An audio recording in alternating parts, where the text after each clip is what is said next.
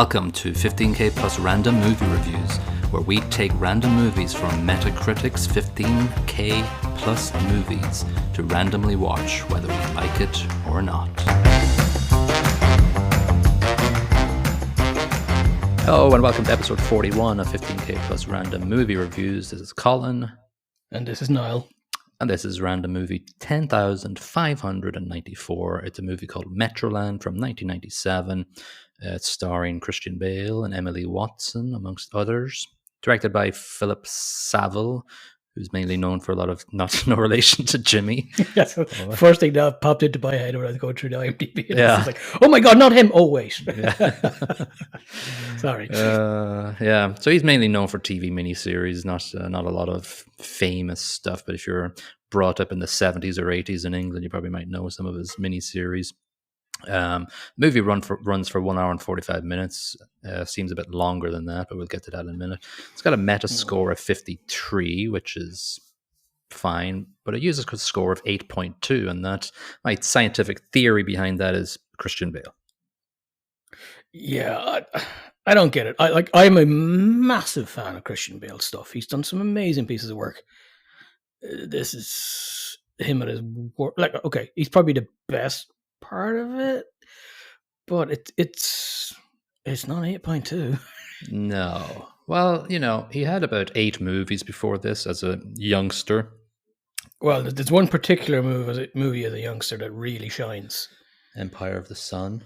And he is great in it. What a great cast. This is a world away from that. Different genres. It's different genres, different budget, different quality, direction, different quality, different sound, different everything. My God. Well, Empire of the Sun was 10 years before this one, so he had a bit of a kind of a segue to this, and I'm guessing maybe this was one of his. He had to finish school as well, I guess. Yeah. I'm guessing this is one of his first lead roles, perhaps. I'm looking through his biog here, probably his first. So he would have snapped this up with both hands. Then after Metroland, he's got Velvet Goldmine the year after, and then 3 years after this, we've got American Psycho. So that starts him off on his journey. That's a movie he carries quite easily. Yeah. Then we've got your favorite film. 5 years after this one, Equilibrium in 2002. Yes, favorite. Diet Matrix. Yeah, if you not really want to get into the whole complexity of it and you just want to see some guy shooting people while doing kung fu, there you go. Yeah. But I'm guessing a lot of Batman fans basically have just gone back through his entire catalog and just said, yeah, this is amazing because he's great and he's amazing. He can't do anything wrong. That's why they use the score as 8.2. The nutshell summary of this movie is based on a novel by Julian Barnes. Chris, played by Bale, starts recalling his bohemian Parisian life in the late 1960s after his old friend Tony comes for a surprise visit. It makes him question everything about his life, even if he should have married his wife Marion Watson and settled down in the suburbs of London. And if that doesn't sound interesting to you, well, you're bloody right. It's not interesting. Yeah, it's some guy having an early midlife crisis. Who gives a poop?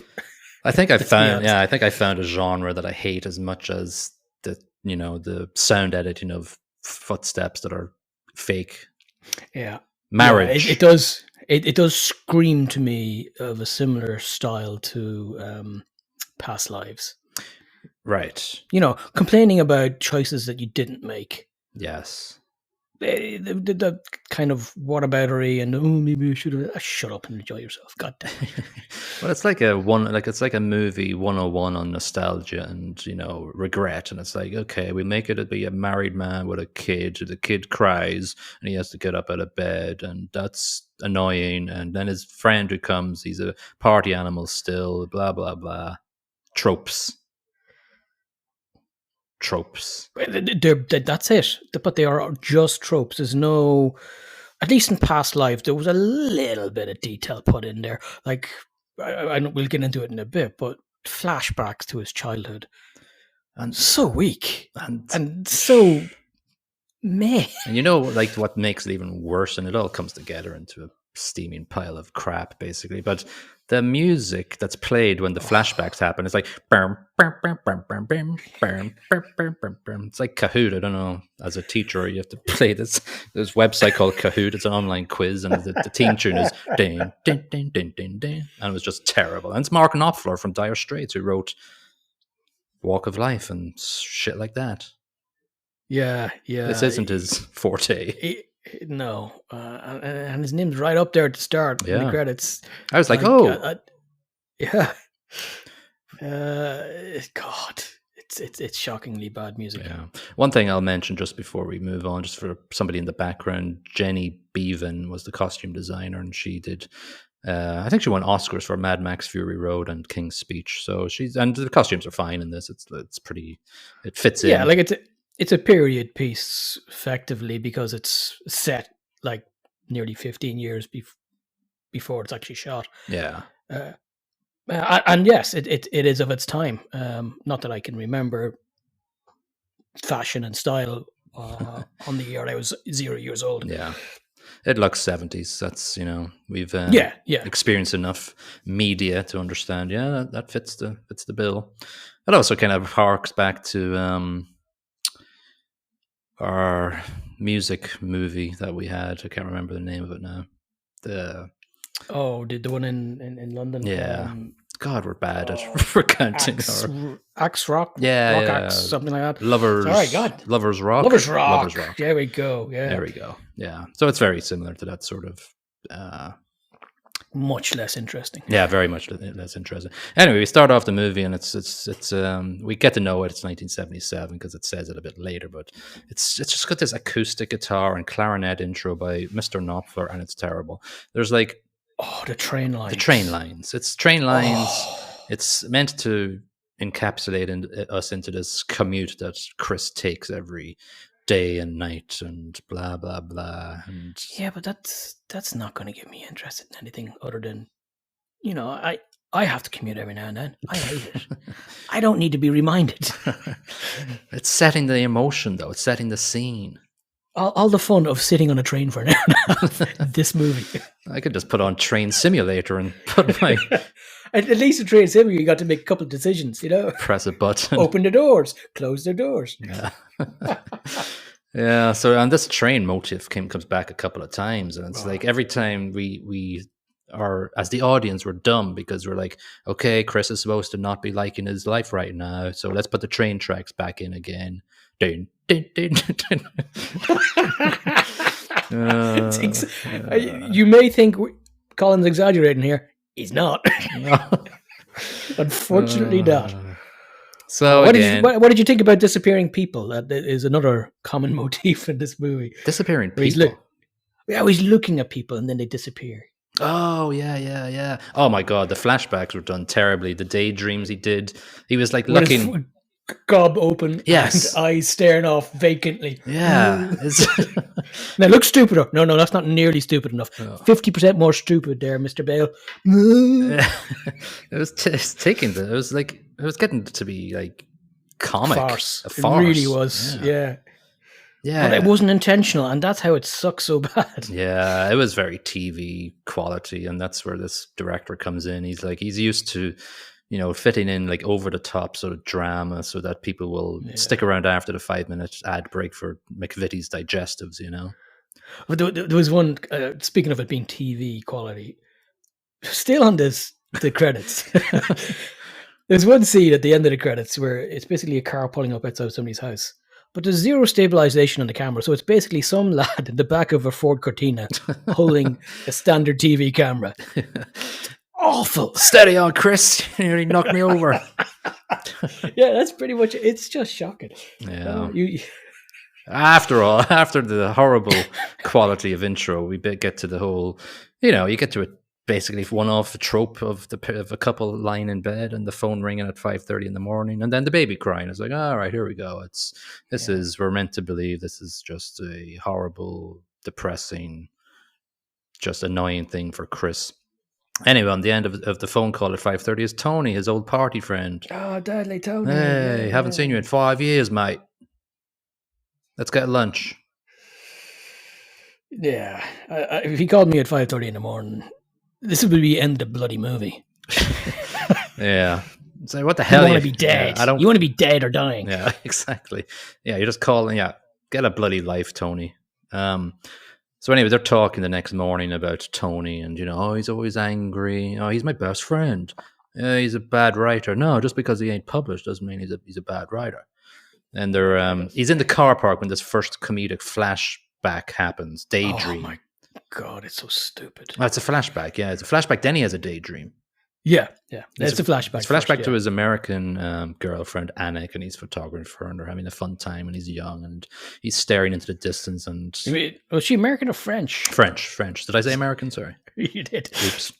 And yeah, so then he gets got out of that flashback by his wife, and then She calls Tony a vegan terrorist front member or something like that. Which there was one line in the movie I liked. Vegan, yeah.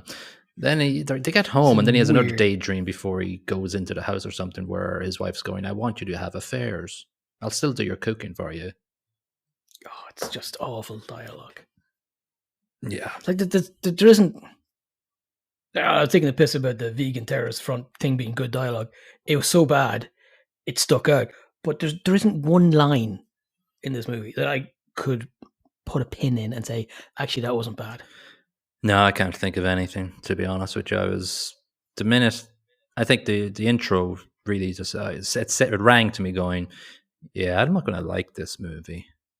Oh, and it was perfectly describing the movie, this intro. Yeah. Anyway, they're I don't know. The next scene, I think they're in bed, and then they want to have a bit of fun, but then the baby's crying, and then the baby's in bed, and there you go. That's another bit of unhappiness for Tony, or for Chris. Tony Yeah. Party Boy arrives then. Actually, you know what? This was actually quite humorous, wasn't it, when he came in? In fairness, that it was reasonably realistic, the relationship that happened, but that was like 2 minutes of the movie where they're having a few glasses of wine and just chatting in the house. Yeah, but I kind of thought it was funny when he was like, "I love you." Oh, he said I love you, man. I thought it was okay. It was a bit telegraphed though, like Yeah, it wasn't exactly a shock one. Yeah. Oh, he's like, we knew that the movie wasn't going to be about him being in love. No, with exactly. Chris. Yeah. So then, they have a drunken poetry rant. It was like, yeah, it's boring. It's like, poetry this, poetry that. I don't really care. They're drunk. Yeah. Chris then takes a walk, and then there's a voiceover telling us why he takes walks. I make lists. Yeah, like Christ on a bike.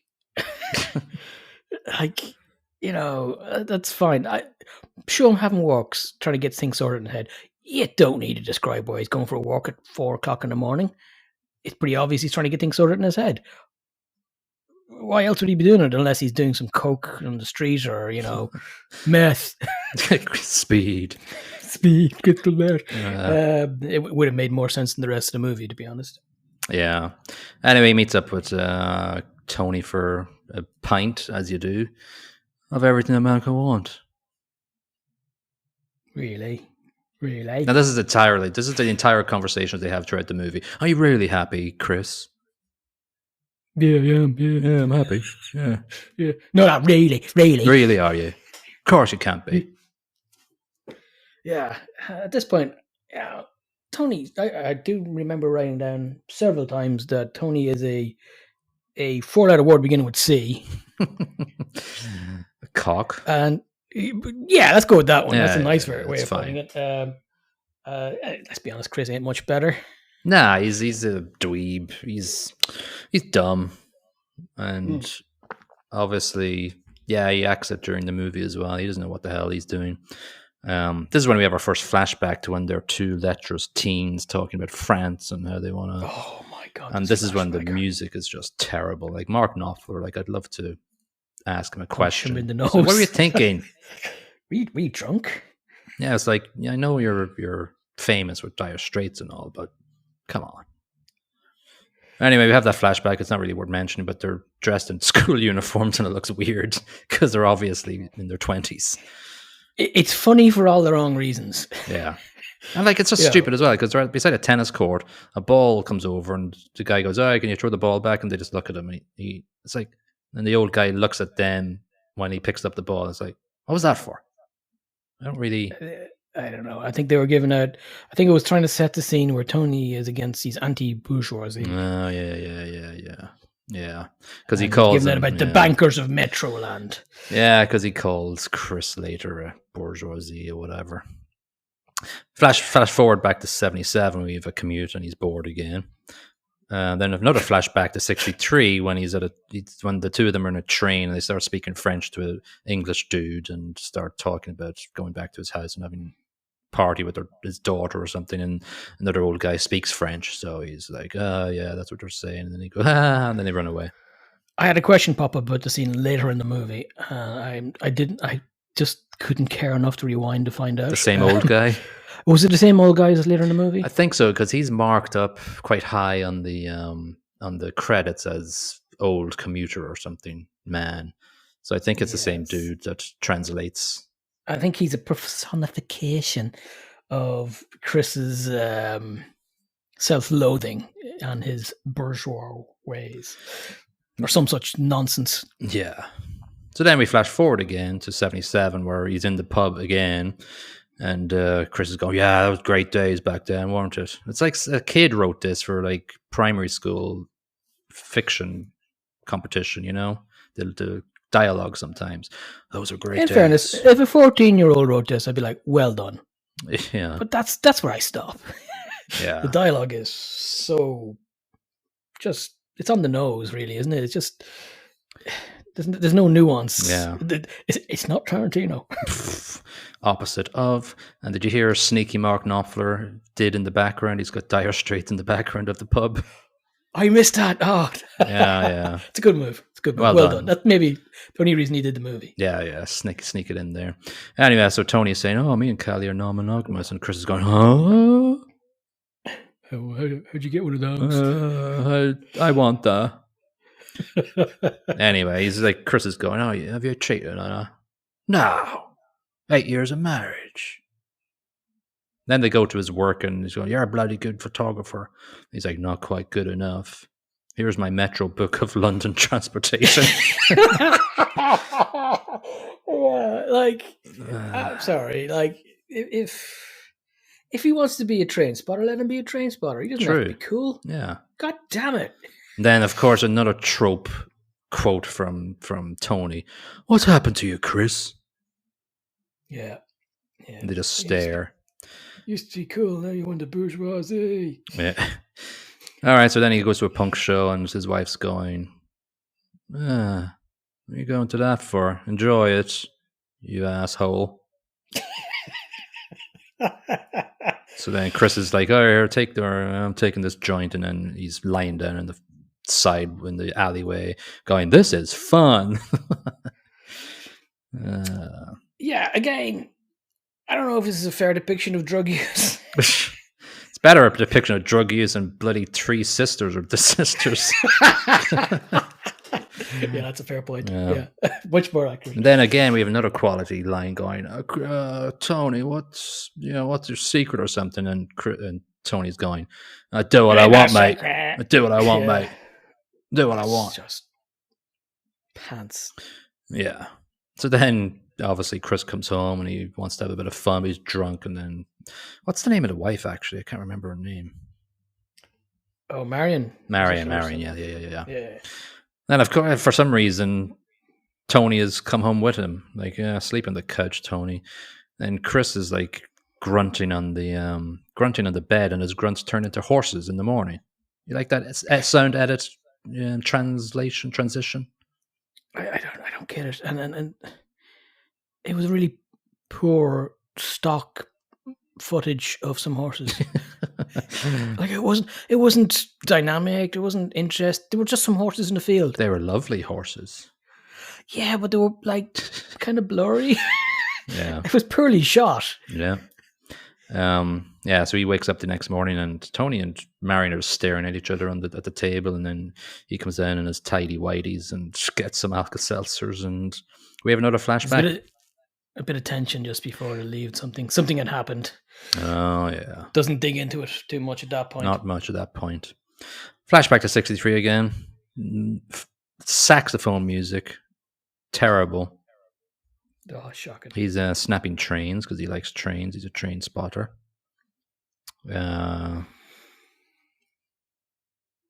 yeah, what did I write down? Retiree speech. What did I write that down for? Oh, this is the guy in the train who disappears in a few seconds. Yeah. Talking about the bourgeoisie, Metroland. Yeah, exactly. It was meant to mean something, but it doesn't mean anything. Nah, it's some nonsense, Yeah, pseudo-intellectual twaddle. yeah.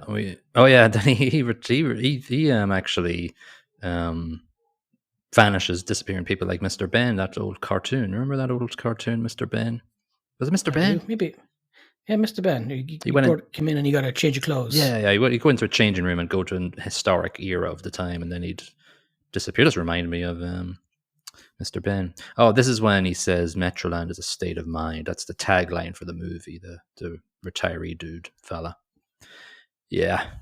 Yeah, is it? That's great. Well done, sir. Flash forwards to current day, and he's getting annoyed with his kid because the kid is playing with the books, and all these sultry photos of his ex fall out, and his wife goes, if you want to look at the pictures of your ex, well, you should not watch it in public or something. I don't know what the hell she says. She's not happy anyway. He has a daydream again and flashback of his fun times in Paris. And this is where I think he's lying in bed with this daydream, and his eyes wide open. Yeah, it's jaw drooling, and he's like, but this is a flashback. And this annoys the living crap out of me. There's a certain set of rules you follow with flashbacks. Yeah, flashbacks don't take 30 bloody minutes. Yeah, it's pretty much just a section of the movie. It's an act of the movie, but it's a flashback. Yeah, you can't do that. Yeah, it's a whole flashback of... It's a pop-up in Windows. It's not supposed to be your main content. God damn it. Yeah, but the X button doesn't work on the pop-up, so it's like, what the hell? Look at that. Can't get rid of it. It goes through the whole way. Oh, no. Yeah.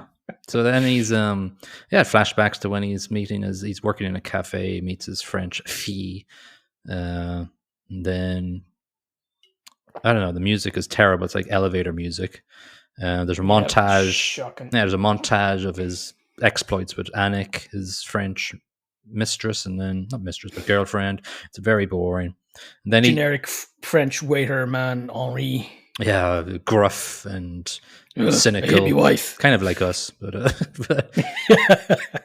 then he can sense then, just in this flashback. Actually, at the start of the flashback, it goes back to him lying in bed maybe once or twice, and then it just doesn't bother anymore.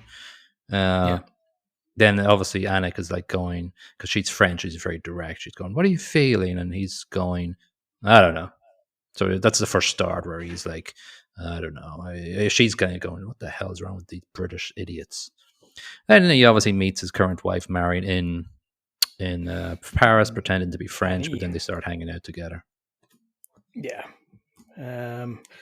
But it goes on for a bit more like this, and the future wife to be says, "Have you told your girlfriend about me?" And he's like, "Nah, why would I bother? Not under tell.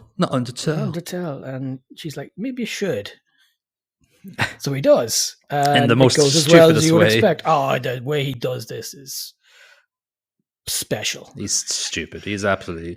But he's early 20s. He doesn't have a clue what's going on. Yeah, and this I can actually understand because we've all been stupid idiots, but this is spectacularly stupid. Yeah. He does it like I'm just dropping some facts about some of my friends, and my English girlfriend said that this movie was really good, and maybe we could watch it together, me and you. So, you have a friend. Just to reiterate, my English girlfriend. Yeah. Movie. Okay. So we'll just go on to that movie now, right? Forget about what I just said because that's been taken care of. She's like going, "Are you idiots? What's the hell is going on? Do you love her? Do you sleep with her? Blah blah blah." So then she does the right thing and just goes right. So yeah, ta-da, Chuck. Yeah, walkout, dumps Phil for Christopher. A couple of things I just want to talk about before we leave this flashback that lasted for half an hour. There's a lot of French stereotypes. He's talking to his wife in a cafe, and they're just eating baguettes, like dry big baguettes, nothing in it. That's all they eat in France. Yeah. Oh. So anyway, yeah. So English mates come around because he's in a bit of a slump. Then he's like, oh, Yeah, I'm so blah upset blah she dumped blah. my ass because I was trying to say I could sleep with an English bird. Yeah, he basically goes to Marion. I don't want a wife. I don't want bloody kids. Then the wife, Marion, the day after the day they come and try to meet with him, gives her hand to him. Back to modern day. Diddly diddly diddly. Yeah, yeah. I'm assuming that was the Wayne's World thing you were doing right there. Yeah. The waviness. Yeah. All right, so Chris and Tony are back in the modern day, and Chris is thinking about Anik, and he's not getting. He's saying, "Oh, I'm not getting along with Marion recently. Trapped, bored. Did I make the right choice?" And he's off to another party again. Yay! Yeah, he invited you as well, but but yeah, you could come if you want, but you can't get a babysitter, so you maybe as well stay. Yeah. So then he meets Joanna at the thing, and he says, "You have a nice face." Nice, smooth. And then, of course, because the director thinks we're all idiots, it's again flashes to that daydream where Marion's going, "I want you to have affairs." Yeah, because we couldn't remember that for ourselves. Yeah. Then he has another daydream. Oh, actually, no. He's trying to. He gets ready to sort of have a little bit of fun with this Joanne chick. Then has this daydream where Marion has committed suicide because he had an affair.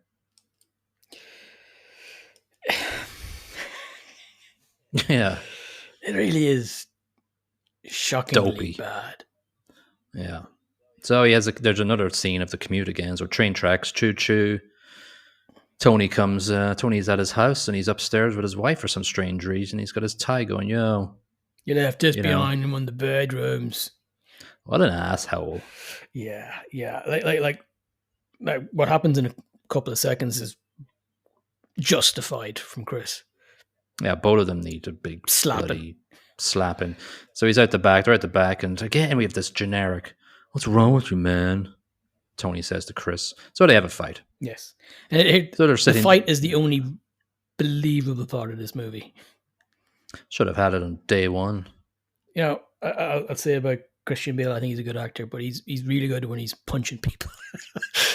And he's good in this. He should have done that earlier. Yeah, it was pretty good. Yeah. So he's there. Marion's sorting out his cuts for him and said, Tony made a pass at me twice, turned him down. Tempting, though. Fucking hell. Don't you see, Chris? He's jealous of you. If you can't see why, then we really have a problem. But it's So they're in the they're in the formulaic nonsense, isn't it? It's formulaic. Then they're in the bath together. This is winding up the movie. Basically, you'll be happy to know they're in the bath together, and she then goes, "Yeah, I've been unfaithful once to you." And Chris goes, "Fuck." That made me chuckle.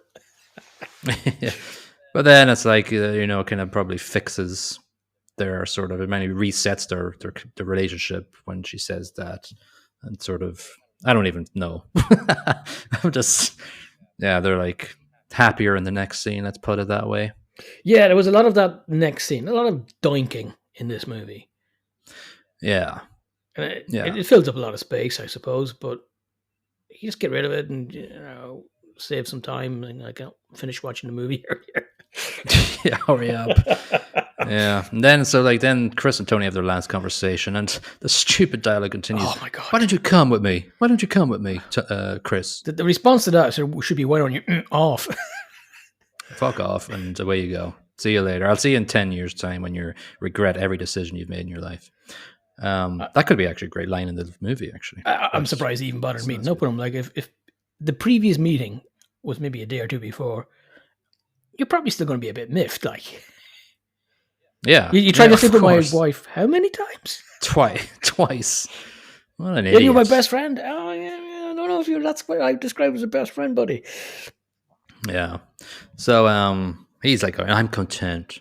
And then we finish off the movie with one of his contemplative walks. Anik appears in an apparition, like bloody the Virgin Mary, the opposite of the Virgin Mary. Yeah. And then Marion joins. And says, that's nice. She's actually real. She doesn't disappear. No, she's real. And then Marion joins, which leads us to believe they're going to be okay. Who's looking after the kid? That's what you're thinking as a dad. Like, you've left the kid was like 6 months old. You bad parents. But they want to leave with a great quotable thing. Happy, if not now, never. Yeah, what? Boom, boom, boom, boom, boom, boom. Oh yeah, that was one of his lists, wasn't it? Yeah. What are you putting on your list now? What about happiness? Yeah, what are you going to put down beside happiness? Sod off. That's what I would have put down at that point. Sod off. Sod off. I'm going for a pint with Tony. Tony, come back, Tony. Fucking hell, Tony. See, I think the whole bourgeois thing could have been, because it's just like lightly buttered on as a motif that doesn't actually add anything. And that's kind of annoying because you could do something with that. That you look at, wasn't it the servant? Yeah. It kind of goes into that, and it does a great job. No, it doesn't bother. First thing I would do would be to rewrite the script and have more character building. Although I hate marriage genre. Same as. Did you see Marriage Story with Adam Driver? It doesn't. The concept doesn't fill me with joy. No, I don't watch any of the movies my wife watches. She watches Revolutionary Road with Kate Winslet and Leonardo DiCaprio every second day as a ritual to Leonardo DiCaprio. Then there's Marriage Story, and then there's other ones. I just don't watch them. I don't want to watch where they're going, why don't you make me dinner anymore? It's very interesting to hear about somebody else's dinner habits.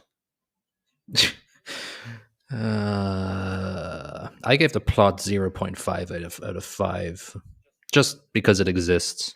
I'm gonna let our listeners into a secret. I was in bed sick last night watching this, and I decided, fair play to you for your commitment. And I decided not to score it because I was too annoyed. Are you giving 0 for the plot? I'll give it 0 for the plot. It was well done. Absolutely taking up space in IMDb that it shouldn't be. It should and not Metacritic, exist. yeah. And Metacritic, of course. Sorry, yes, which is our thing. Yeah, it's our thing, but we do heavily rely on IMDb for other stuff. Yes. If IMDb had a better searchable database, then we'd be using that. But Metacritic is the only one with like a full-time, all-time movie list. Anyway, that's a lot of technical background. Acting. All right, okay, fine. I gave it 2 because it's okay. It's not. It's below okay, but it's still okay, I guess. What are you giving? I'm still angry. I gave it a 0.5, and that's 0.5, and that's with an amazing actor as the front man. It had nothing going for maybe a few seconds from what's her face? The wife, Emily Watson. She was okay at a couple of points. Yeah, but it was a couple of points in the movie. And Christian Bale was French. Cat. I thought the French actors played getting angry okay as well. Yeah, but again, that's the last scene she's in. True. So she was an interesting character. If I wasn't angry, I might pop it up a little bit as you say that, but I'm still angry. That's fine. What about production or soundtrack? Sorry, I gave probably the lowest mark I've ever given for a soundtrack. I'm giving 0.1 out of 5 because it annoyed me so much. I actually going to pop it up a little bit because there was one song in it I liked from the Stranglers, walking on the beaches. It's a terrible song, but it tickles me from an earlier time in my life. Sure. So 0.5. 0.5. It ain't great. I don't know if I think I've probably overwritten the laws of halves and quarters there by giving it 0.1. But the second I heard it, I just felt, no, I don't think it is shocking. It's like a 14-year-old with a keyboard they just got for Christmas. Yeah, I'll actually, just so we keep the averages okay, I'll give it 0.25, just so we don't get away from our quarters and halves marking system. Production, I gave 0.5 out of 5 just because I think the costumes were fine, and probably 0.5 for the entire costume department and designer. There's some parts of the production of this that really irritated me. God, that opening credits. I stopped watching. Yeah. after the opening There credits. was. I stopped for hours because I couldn't face it. Yeah, I knew I was getting into something that was going to be like a TV movie from the 70s or 80s that really was from that time period, but obviously it's 97. But this director, he's not alive anymore. I don't really wish to speak ill of the dead, but this is not I good. won't say anything about the rest of his life, but this No. has to have been a low point. It was pants. Yeah. So what did you give production? Production, as you say, it deserves a little nod for Christian Bale's amazing haircut. Oh my God, yeah. That was shocking. Which was kind of on point because it looks like a photo of my dad. Oh. Not that he looks like Christian Bale, but the same bloody haircut. Yeah. So yeah, 0.5. Everything else about the 0.5. production, other than Christian Bale's hair, shocking. Shocking. That might just clinch your lowest movie rating since we've begun, actually. See, the thing is, just saying. I think we've watched worse movies, but none that annoyed me more than this. Yeah, it's a good way of putting it. It was a very annoying movie because I really just didn't want to sit through it as a genre. Yeah, and I knew when I read the description of it at the end of the last episode, I just knew, oh no. But Anyway, if we have to watch the genre, like I'm okay with watching a genre that I don't particularly enjoy if it's done well. Yeah. But I'm not going out of my way to watch a wedding, whatever. I'm okay with sentimentality, nostalgia, and regret. That's great. Especially if it involves a dog. Yeah, well, I don't watch those either because they make me cry. Marley and Me. Oh, God. I read the book. I didn't watch the movie. I knew I'd not be happy with it. Yep. So the Wall Street Journal gave it 0, and they said, Joe Morgenstern said, Metroland, which is adapted from a novel by Julian Barnes, is an oddly unpleasant variation on the theme of the way we wear. Yeah, that's about right. But I'll just mention the LA Weekly. They give it 10 out of 100 by Elle Taylor. She said, replete with false dilemmas, assisted by a dreadfully stagey screenplay, correct, and directed with all the animation of a tableau vivant. Metroland is such a draggy bore. That's about right. That's about right. But on the other end of the scale, the Entertainment Weekly gave it 91 out of 100. Yeah. Owen Gleiberman said, it's the rare portrait of a happy marriage that is honest about the complex currents of desire, and the drama is beautifully played by Bale, who gawks with soulful sweetness, and Watson, who does her most piercing work since Breaking the Waves. Gawks is the right word. The only correct word in that synopsis of that movie. Gawks. He does that for his flashbacks. Yeah, and it's not, we mention gawking in a negative manner, not positive, because he's stupid. He looks like a comic book character when he daydreams. Yeah, gawmless. That's all I'm saying. Okay, so we'll do that and finish that and put Metroland underground. Hey. Way. And hopefully we're gonna randomize now, and yeah, we're not missing anything, right? No, that's I think it's safe to say putting this to bed is the right thing to do with it. Just yeah. Maybe even skip over it in the synopsis on the review we do at the 10 mark. Yeah. Yeah. All right, let's randomize and go for the next movie and see what we get. Oh, we've got 871, which we've got up. Yes, that should be good. Well, better than the 10,000s. All right, so movie 871 is actually a recent movie from 2023, The Wonderful Story of Henry Sugar, directed by Wes Anderson, written by Roald Dahl, actually, based on Roald Dahl's story. It's actually one of the shortest movies we'll ever review because it's 37 minutes long. Oh, I think this is on Netflix or something, isn't it? Yeah, it's somewhere like that. The summary is, the short anthology film adapts 4 of the stories in the Roald Dahl collection, The Wonderful Story of Henry Sugar, and 6 more. The main story follows Henry Sugar, who is able to see through objects and predict the future with the help of a stolen book.